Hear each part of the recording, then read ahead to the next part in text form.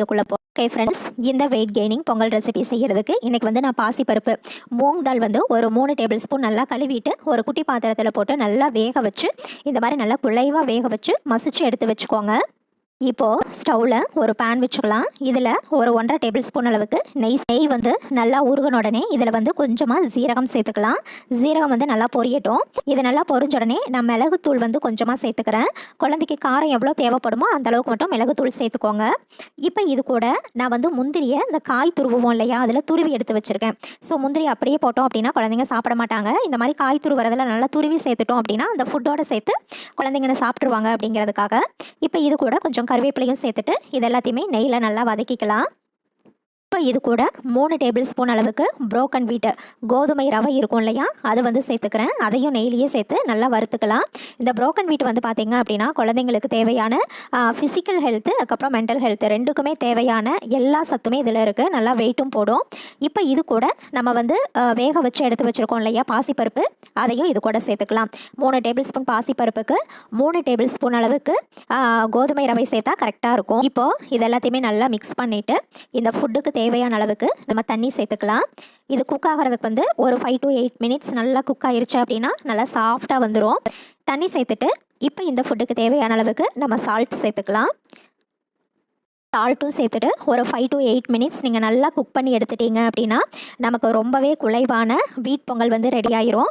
இப்போ பார்த்தீங்கன்னா இந்த மாதிரி ஒரு திக் கன்சிஸ்டன்சிக்கு வந்துடும் பொங்கல். ரொம்ப சாஃப்டாக இருக்கும், குழந்தைங்க சாப்பிட்ற மாதிரி நல்லா குழைவாகவும் இருக்கும். இப்போ நம்ம இதை ஒரு சர்விங் பவுலுக்கு மாற்றிக்கலாம். இப்போது இதை ஃபைனலாக சர்விங் பவுலுக்கு மாற்றிட்டு இது கூட கொஞ்சமாக நெய் சேர்த்து நல்லா மிக்ஸ் பண்ணி ஊட்டும் போது குழந்தைக்கு நல்லா வெயிட்டும் போடும், நல்லா வாசனையாகவும் இருக்கும். இதில் சேர்த்துருக்கிற முந்திரி, நெய், ரவா, மூங் தால் எல்லாமே நல்லா வெயிட் போடக்கூடியது தான். இதை மார்னிங் பிரேக்ஃபாஸ்ட்டாக கொடுங்க. ஃபஸ்ட் டைம் கொடுக்கும்போது குழந்தைக்கு நல்லா செட் ஆயிடுச்சு, நல்லா சாப்பிட்டு பழகிட்டாங்க அப்படின்னா அதுக்கு பின்னாடி நீங்கள் டின்னராக கூட கொடுக்கலாம். இந்த வெயிட் கெய்னிங் லஞ்ச் ரெசிபி செய்கிறதுக்கு இன்றைக்கி வந்து நான் 2 டேபிள் ஸ்பூன் அளவுக்கு ரைஸு, 1 டேபிள் ஸ்பூன் அளவுக்கு பாசிப்பருப்பு மூங் தால் இது ரெண்டுமே வந்து ஒரு 1/4 மணி நேரம் நல்லா கழுவிட்டு ஊற வச்சுருக்கேன். இப்போது ஒரு குக்கர் எடுத்துக்கலாம். இதில் நம்ம கழுவிட்டு ஊற வச்சுருந்த அரிசி பருப்பு ரெண்டையுமே குக்கரில் சேர்த்துக்கலாம். இப்போது இந்த அரிசி பருப்பு கூட நான் வந்து உருளைக்கிழங்கு ஒரு பாதி உருளைக்கிழங்கு தான் நல்லா மேலே இருக்கிற தோலெல்லாம் சீவிட்டு ஒரு 7-8 துண்டு உருளைக்கிழங்கு குட்டி குட்டியாக கட் பண்ணி சேர்த்துக்கிறேன். இது கூடவே பூசணிக்காய், மஞ்சள் பூசணி, இதுவும் வந்து மேலே இருக்கிற தோலெல்லாம் சீவிட்டு அந்த விதையெல்லாம் எடுத்துட்டு ஒரு 10 துண்டு போல் சேர்த்துக்கிறேன். இது கூட காரத்துக்கு கொஞ்சமாக பெப்பர் தூள் சேர்த்துக்கலாம். கொஞ்சம் சால்ட்டும் சேர்த்துட்டு தண்ணி வந்து கொஞ்சம் நிறைய சேர்த்து வச்சிடலாம். ஏன்னா குழந்தைக்கு வந்து நல்லா மசிஞ்சு வரணும் சாதம், அதுக்காக. இந்த உருளைக்கிழங்கு அதுக்கப்புறம் இந்த பூசணிக்காய் ரெண்டுமே குழந்தைக்கு நல்லா வெயிட் போடும். ஒரு 5 விசிலுக்கு பின்னாடி பார்த்தீங்க அப்படின்னா அந்த சாதம், உருளைக்கிழங்கு, பூசணிக்காய் எல்லாமே நல்லா சாஃப்டாக வெந்துட்டுருக்கு. இந்த மாதிரி கரண்டியை வச்சு மசிஞ்சாவே அந்த உருளைக்கிழங்கு, பூசணிக்காய் எல்லாம் நல்லா மசிஞ்சு வந்துடும். அது மட்டும் இல்லாமல் பூசணிக்காய் வந்து நீர்ச்சத்து அதிகமாக இருக்கக்கூடிய ஒரு வெஜிடபிள். ஸோ இந்த மாதிரி சம்மர் டைமில் குழந்தைங்களுக்கு நிறைய கொடுக்கறது வந்து ரொம்பவே நல்லது. இதை வந்து ஒரு மேஷர் வச்சு இது எல்லாத்தையுமே நல்லா மசிச்சு எடுத்துக்கோங்க. கரண்டிலேயே மசிச்சா கூட நல்லா சாஃப்டாக மசிஞ்சு வந்துடும். இந்த பூசணிக்காய் சாதத்தை நம்ம வந்து தாளிச்சிடலாம். இதுக்கு வந்து ஸ்டவ்வில் ஒரு பேன் வச்சுட்டு இதில் வந்து ஒரு 1/2 டேபிள் ஸ்பூன் அளவுக்கு நெய் சேர்த்துக்கலாம். நெய் நல்லா இப்போது நெய் நல்லா சூடான உடனே இதில் ஒரு 4 ஜீரகம் சேர்த்துக்கோங்க. ஜீரகம் வந்து குழந்தைங்களுக்கு நல்லா டைஜஸ்டும் ஆகும். இந்த ரைஸ்க்கு வந்து நல்ல ஒரு ஃப்ளேவராகவும் இருக்கும். ஜீரகம் பொரிஞ்ச உடனே 3 கருவேப்பிலை சேர்த்துக்கோங்க. குழந்தைக்கு ஊட்டும் போது நம்ம கருவேப்பிலையை தனியாக எடுத்துக்கலாம்.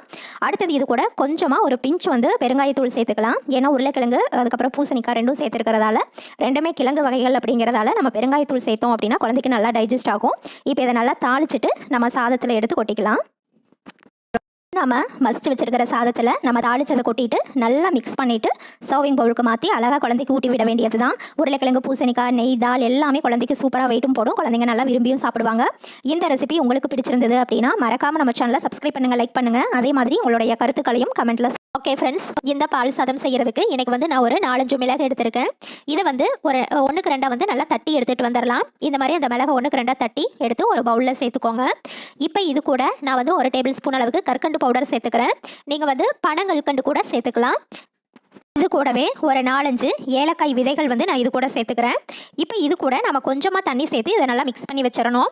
இது வந்து ஒரு 5 மினிட்ஸ் இது எல்லாத்தையும் ஊற வச்சுருங்க. அப்போ தான் அந்த மிளகுல இருக்கிற காரம், அதுக்கப்புறம் அந்த ஏலக்காயோட ஃப்ளேவர் எல்லாமே வந்து இந்த தண்ணியில் இறங்கும். ஒரு 5 மினிட்ஸ் இது இப்படியே இருக்கட்டும்.